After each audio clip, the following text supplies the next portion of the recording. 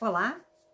No vídeo de hoje nós vamos falar sobre o livro mais conhecido, talvez mais polêmico, de Clarice Lispector. Eu me refiro a A Paixão Segundo GH. Um livro que exige aproximações múltiplas e graduais na sua interpretação, tal a complexidade e a densidade desse texto. Para falar sobre ele hoje, nesse primeiro drop interpretativo, eu digo primeiro porque nós teremos outros, de outras perspectivas. Já tivemos dois drops em que tratamos dele, o drop 81, uma leitura feita pelo ator Werner Schönemann, que introduz o ambiente desse texto.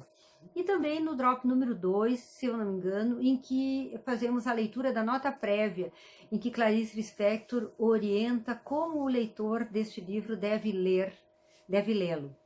Hoje, então, para participar aqui dessa interpretação sobre o espaço em A Paixão Segundo GH, nós convidamos a professora Rita Lenira Bittencourt, do Departamento de Teoria Literária da Universidade Federal do Rio Grande do Sul.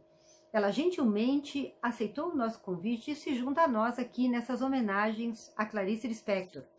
A professora Rita é autora de Guerra e Poesia, Dispositivos Bélico-Poéticos do Modernismo e, mais recentemente, da obra Blasfêmias, que reúne poemas de 64 mulheres. Ela organiza esse livro importante com Marília Kubota e ela também é responsável pelo pós-fácil dessa obra.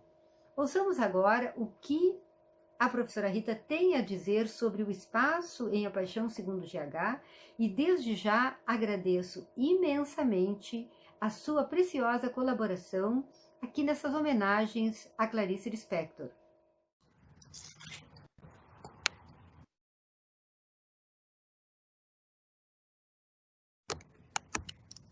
O que mais me impressiona na obra da Clarice Lispector, acho que uma das que mais me toca é A Paixão Segundo GH.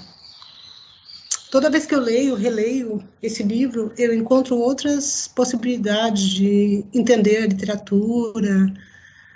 Acho o texto magnífico, mas hoje eu queria falar um pouquinho sobre a maneira como ela constrói o espaço a partir do olhar dessa personagem GH.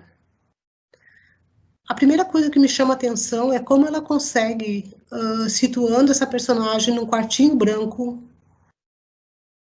no fundo de um prédio de apartamentos, no meio da cidade, transformar isso numa espécie de portal.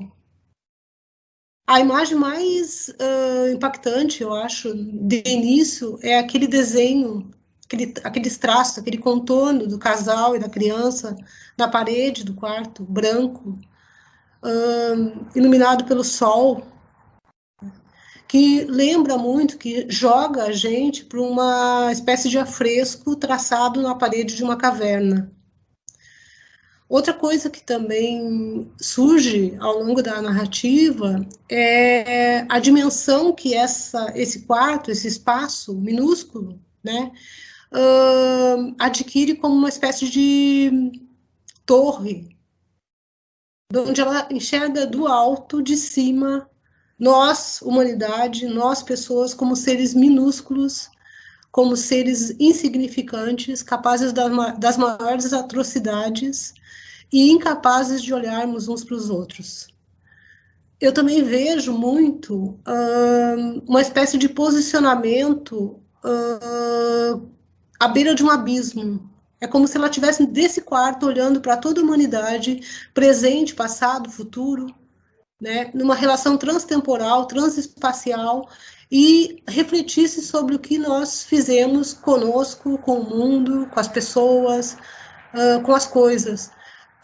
Até esse ponto em que ela encarna uma personagem solitária, uma mulher sozinha, uma mulher com certas posses, mas que é incapaz de se relacionar com os outros, que nem se lembra do rosto dessa empregada que ela um dia teve e que fez o desenho na parede do quarto, e ao mesmo tempo que olha para aquela barata, aquele animal, e se vê olhada por ela, por essa barata, e se sente ao mesmo tempo gente, e ao mesmo tempo esse bicho, e sente uma espécie de asco, de nojo dela, do bicho, das pessoas, do mundo, da vida.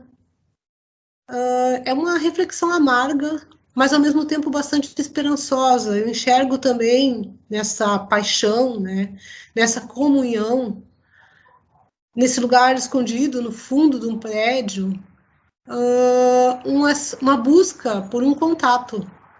Então, ao mesmo tempo que é uma reflexão em torno da miséria contemporânea, contemporânea da Clarice, contemporânea mais miserável ainda nossa, né? Desse mundo egoísta,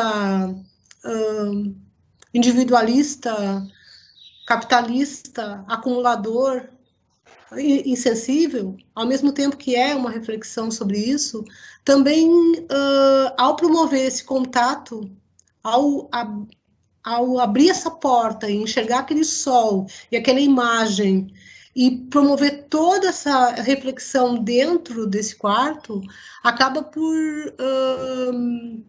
produzir um efeito também de comunhão, que não é à toa que está no título, né? Paixão. Uma comunhão e uma busca, e uma procura por um contato, uma comunhão e uma busca e uma procura por uma reflexão que vem da literatura, que vem da arte.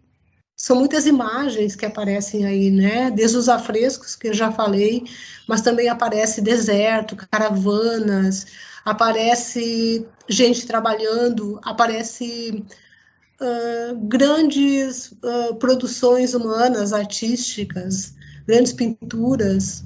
Ela mexe com tudo isso para dizer que nós, humanidade, construímos alguma coisa, mas que, como a literatura diz, como a arte diz, a arte sozinha não se basta.